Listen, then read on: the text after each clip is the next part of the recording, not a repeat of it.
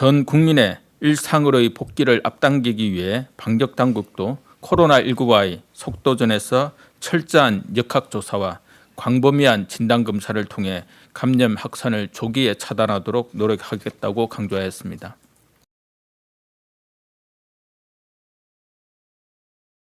대중교통에서의 마스크 착용을 유도하기 위한 개선 방안을 마련하였습니다. 우선 버스와 택시에 대해서는 각 지방자치단체장이 다음과 같은 조치를 취할 수 있도록 하겠습니다.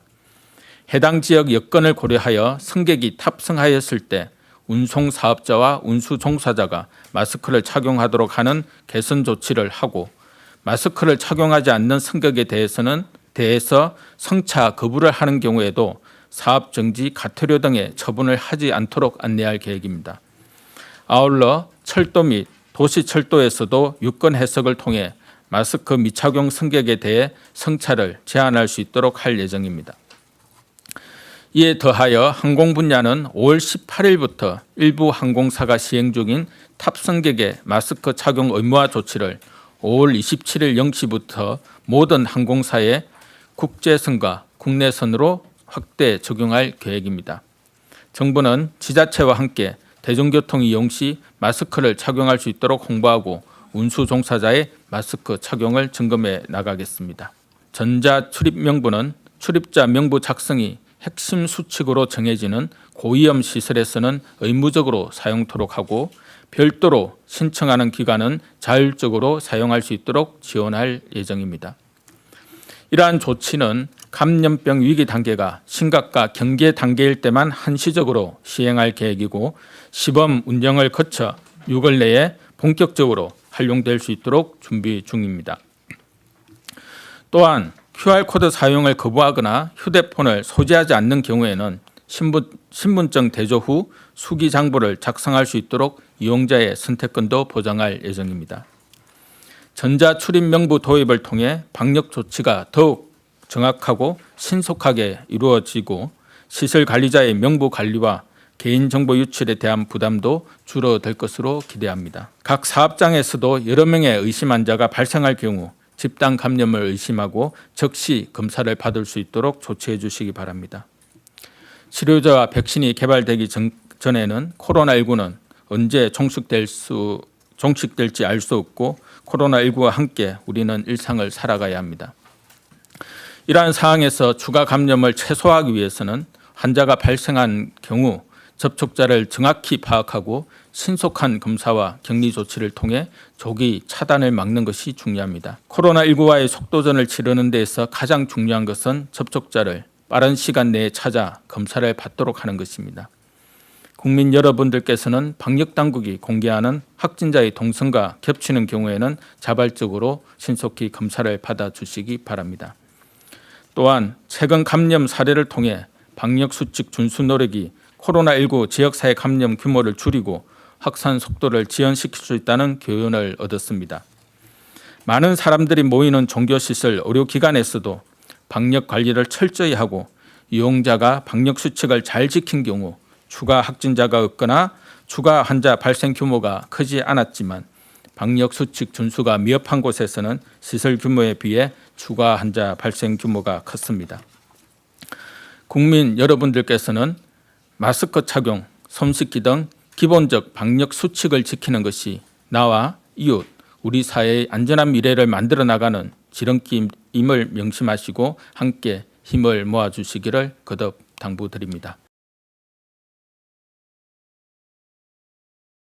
지난 금요일날 저희가 보도자료 배포하고 브리핑 때 설명한 것처럼 밀폐도나 밀집도 그리고 비말의 전파 가능성이 큰 그런 평가 지표상 되게 고위험의 시설들을 고위험 시설로 지정하고, 이 고위험 시설에 대해서는 반드시 지켜야 되는 핵심 수칙을 강제적으로 지키도록 행정명령을 발동하겠다라고 설명드린 바 있습니다. 그래서 노래연습장이 여기에 포함되고, 노래연습장 안에는 당연히 동전 노래방도 포함됩니다. 이 노래연습장에서 지켜야 되는 방역수칙 핵심 중에 하나는 명부를 작성하는 겁니다. 만약에 무인 동전 노래방으로서 명부 작성이 어려워진다 그러면 수칙을 위반하게 되고, 이에 따라서 지자체 쪽에서는 해당 무인 이 동전 노래방에 대해서는 집합 금지 명령을 내릴 수 있게 됩니다. 그에 따라서 수칙 위반에 따라서 이 동전 노래방 쪽은 운영이 중단되는 그런 과정을 밟게 됩니다. 네, 지금 현재까지 분류된 고위험 시설에서는 이제 종교 시설은 들어가 있지 않습니다. 뭐 가장 큰 이유는 물론 과거에 이제 종교 시설을 중심으로 확진자가 급속하게 확대되는 그런 이제 상황들이 있었습니다만은 그 이후로 종교 시설 나름대로 어떤 방역 조치적인 노력을 하고 또 그 안에 있었던 거리두기 노력들을 계속해서 진행을 해왔기 때문에 저희들이 어떤 위험도를 평가하는 부분에서 현재 종교 시설은 이제 고위험 시설로 분류는 하지는 않고 있습니다. 다만 이러한 것들이 계속해서 고정된 것은 아니고 상황에 따라서 계속해서 이제 변화되는 것이다라는 것을 말씀을 드리고요. 지금 현재는 고위험 시설이 아니다 하더라도 향후에 고위험 시설로 될 수도 있고 지금 이제 고위험 시설로 분류되었다 하더라도 그 안에 있었던 방역 조치 그리고 전파의 가능성이 비교적 낮은 경우에는 고위험 시설에서 해제되는 그런 상황들도 계속해서 이제 됩니다. 따라서 가변적이다라는 말씀을 드리고 지금 현재는 종교 시설을 중심으로 해서 산발적인 어떤 확진이 나타나고 있지만은 저희가 우려할 만한 그런 어떤 큰 수준에서도 확산은 나타나지는 아직까지는 않고 있고 저희들이 계속해서 모든 시설에 대해서 위험도 평가를 통해서 어떤 그런 고위험 시설 또는 그 고위험 시설이 아닌 이런 부분들이 계속해서 평가가 이루어지고 있다라는 이제 말씀을 이제 드립니다.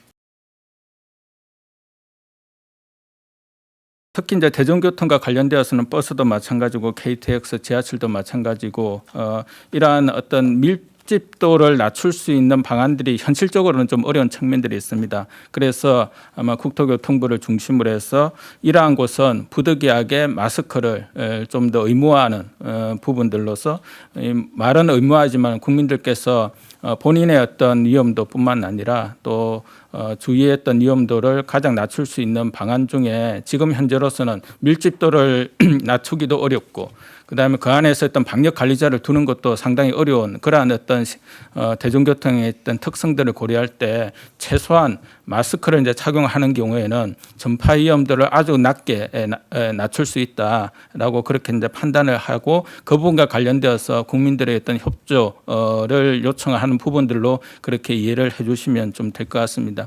이것이 뭐 법적 처벌을 떠나서라기보다는 어떤 국민들께서 이러한 부분과 관련되어서는 방역 수칙을 지키기가 상당히 어려운 현실적인 한계들을 국민들께서도 인지를 하고 계시고 저희 방역 당국도 그 부분에 대해서 충분하게 고민을 하고 있는 부분이어서 최소한이라도 마스크를 착용하게 되면 그러한 부분들을 위험도를 낮출 수 있다라는 판단에서 취해지는 조치이니까 그런 부분들에 대해서 좀 양해를 해주시면 좋겠습니다.